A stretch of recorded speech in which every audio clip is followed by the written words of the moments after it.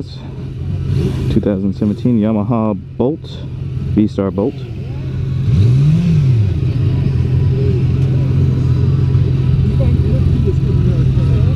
Gotcha. Alright, let's turn the key on. Start a process so we can see it with the glare. I've actually ridden a Bolt before. It was the same year that they came out. I mean, it's a good looking bike. It was flat black back then. And I gotta tell you, these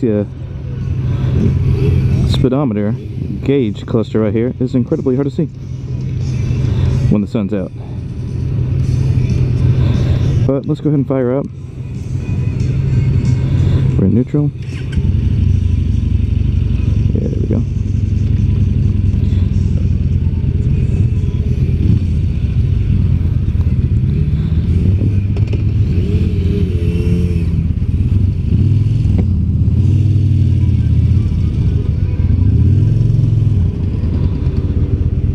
Alright, and we're doing a demo event here for Yamaha.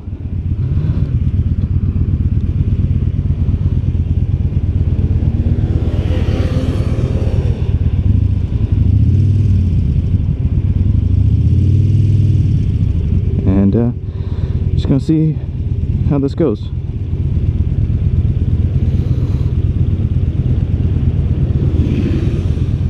Apologize if my visor fogs up a little bit.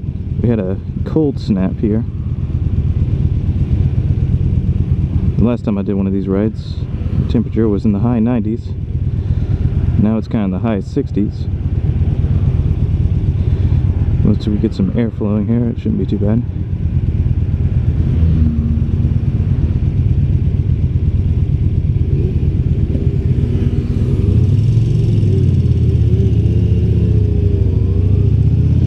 I will say that the Bolt sounds pretty good. Whoa. And it's very torquey. I can confirm that now.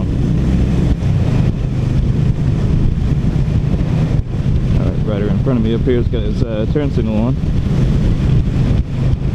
But yeah, I don't know if you heard it, but when I shifted from first to second, the back tire barked at me. I wasn't even trying to be particularly harsh on the throttle there, or on the gear change, but it did happen. As far as specifications go on these motorcycle rides, I'm usually going right off the top of my head, and I think that I'm not as accurate. So what I'm going to do instead is I'm just going to place those stats onto the screen right about now. That's what they are for this bike. I'd say the mirrors are pretty good, but vibrating like crazy, vibrating like a mob. Right. And the seating position on this bike, I gotta say, is very cramped. I am 5'11", so you know, kind of gauge that off of yourself. If you're 5'11", you'll probably feel exactly the same way, unless you're quite flexible. But see, my knees are, the upper part of my leg here is pretty much parallel with the deck. What's up, guy? And I don't know, my feet are kind of just a little bit further back than my knee. My knees there, and these pegs are like way out wide too, so like I'm almost like spread eagle below the waist. It's just not, it doesn't feel very secure or confidence inspiring as a seating position to me. The seat wise, the seat's not bad. Definitely use worse seats.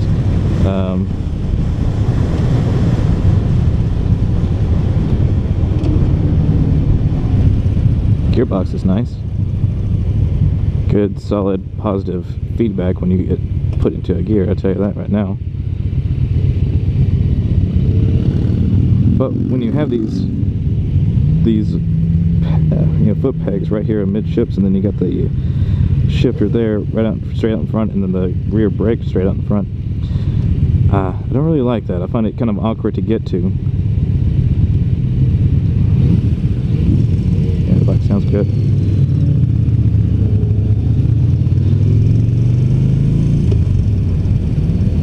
Good brakes too, good brakes. And good pull away.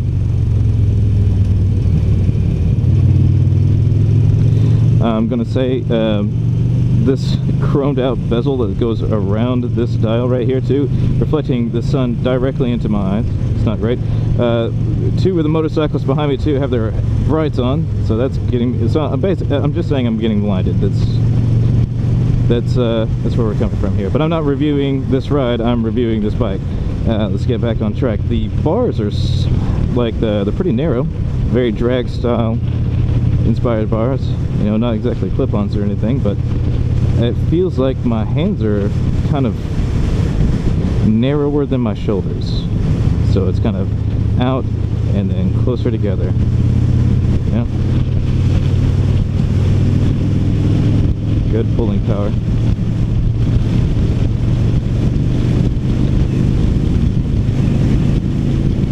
But another problem with this bike, and we're probably going to see it, that I had the last time that I rode this bike, and you know, you're going to have these problems on cruisers especially, is that they have very little ground clearance. So when you go through a turn, your peg's going to scrape pretty early and pretty often. So we're probably going to see that up here in just a little bit. So we're going to turn signal on. See, my turn signal's on now. I don't know if you can even see it inside of this gauge cluster, but you can see that's kind of a problem here. Engine braking is actually pretty relaxed, so that'll be pretty forgiving for a newer rider. If you were looking for your first cruising bike and you were hoping to get a bike that you wouldn't necessarily need to upgrade very quickly, because it's still got enough power to get around, get out of its own way, especially if you do like a lot of highway commuting, then you know this bike would be pretty good. It would be great. Just like I say, this gauge right here would be really annoying. It's got a fuel light instead of a fuel gauge. I guess I'm spoiled. All my bikes have always had fuel gauges. I know that most bikes don't though. If I were you though, and I know that they make them, you can get foot peg extenders to put your feet out a little bit further forward so it'll be more comfortable. I would highly recommend you do that if you're a taller rider. Like the pegs and like the bottom part of the engine, like where the transmission and everything is, so wide that it makes it, I mean, you got to really bow lag out. It's like riding a particularly wide horse. So yeah, you just did that. Engine braking's pretty forgiving. I like it. Let's get another gear here. Okay, get the lead.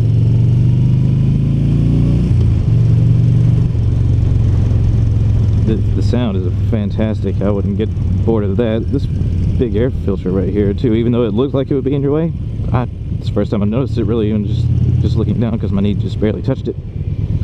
So we got that going. It's got really good rear brakes. I think it's got discs up front and in the rear. I'll put that up on the screen if it's true or not.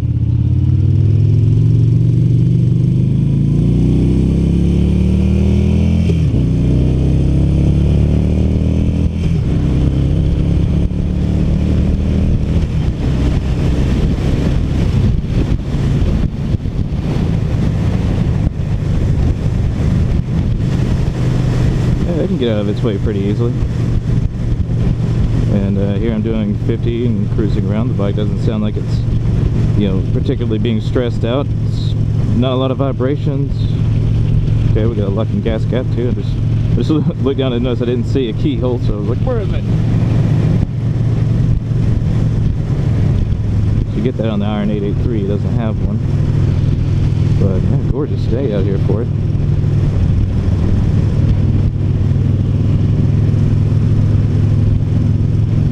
So we're going to have some rough roads up through here to be able to test out the suspension. I believe this is the upgraded version of the Bolt that's got the piggyback reservoirs for its rear suspension. It's supposed to nicen everything up, and I would say that it's pretty nice. Suzuki Boulevard rides about as supplely, so can't really, I mean, I haven't ridden the standard Bolt without the piggyback reservoir, so I can't compare to how much of an advantage that is. Maybe I'll get the chance to do that one day. They just didn't happen to have one here to do this ride on, and this is the only bolt they had.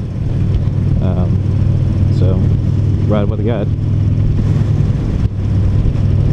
Or run what you brung if you're from around here.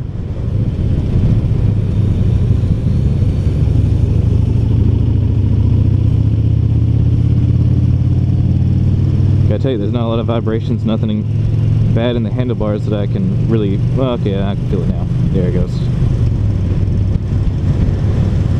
But I say, I would assume that I would have to, because of the way that these mirrors were going nuts earlier. You only really get it on the high RPMs. Nothing in the foot pegs though, or the seat. I don't really feel it there, so that's great. They fixed this road up here a little bit. Kroger, that's what they were building when I rode the Tiger. So maybe the roads won't be too bad, but they will be here in just a minute when I get onto the interstate. Then they're going to be bad. I know that because I rode past it. I rode that part of the interstate before I got on the Bolt, so when I was coming down here to pick up the bike, so I know it's going to be, you know, that bad. Really long throws on this gear lever. Really long throws. Like, I'm in second right now, which is wooda.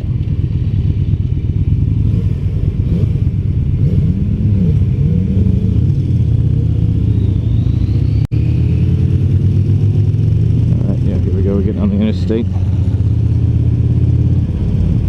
This FC might go a little bit.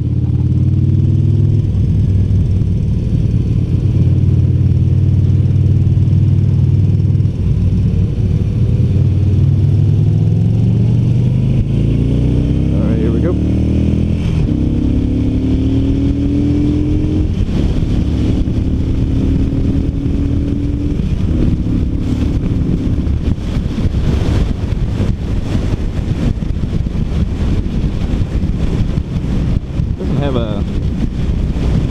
It's got a nut pull. If you're a beginner to intermediate rider, like you've only been riding for about 6 months to a year or so, yeah, you'll be pretty happy, especially if you've been on smaller bikes. Your 250s for a sport bike, or if you've been on like 500s for cruisers. You'd be pretty happy with that.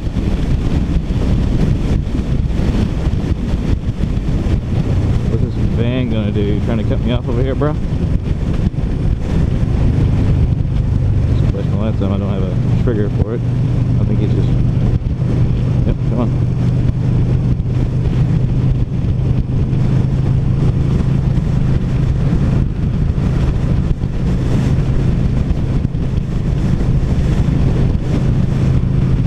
The unfortunate part of it, you gotta ride with the traffic here. He's gonna get out of the way, and I'm gonna get up here, so hopefully no one tries to cut us back off again. Interstate tip right here. Keep your thumb right here on the horn. That way, if anybody does anything that, you know, tries to come to your lane or anything like that, your first instinct is going to be to grab the handlebar, and which will also honk your horn. Sounds like that. Good horn. And hopefully will alert them to the danger. It's not always going to happen, but it could happen. Come on over, Lincoln. I'm not going to get all these bikes past you, so...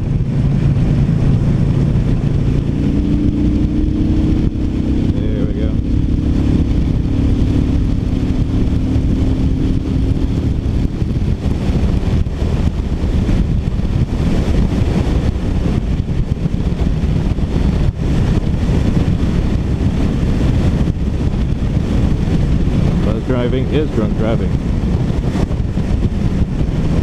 You know, I never noticed it before on the FZ09. I haven't really been behind one because I don't know anybody that has one. I knew someone that had an FZ07, but they had an accident, unfortunately. Check it out, LEDs. Gosh, all these bikes have LEDs. Looking at it, even the R3 up there, Yamaha R3 that the leader is riding.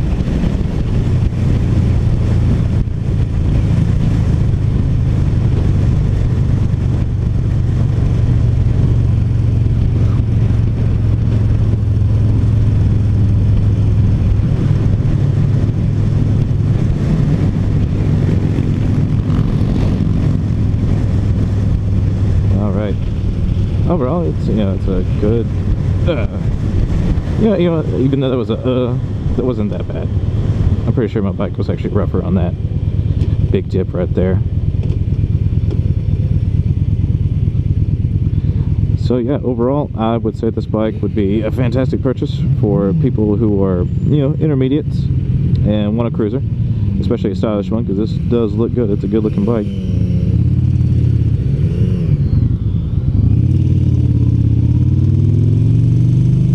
It's a very good sounding bike. Good night.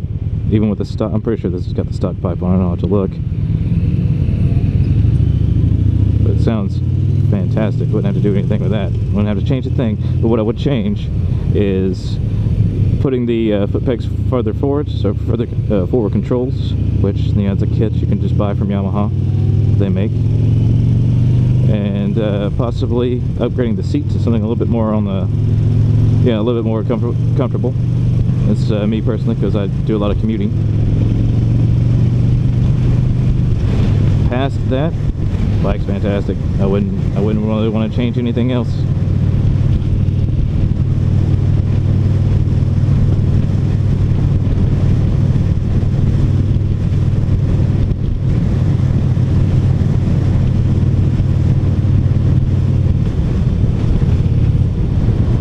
You know what, I gotta say too, after now riding around, again, it's a cloudy day, so that might be helping, but it's a really cloudy day. But this right here, this gauge, it's not as bad as I remember. That day that I rode it, though, it was a very sunny day, so maybe it's worse then, but it's just not that bad now.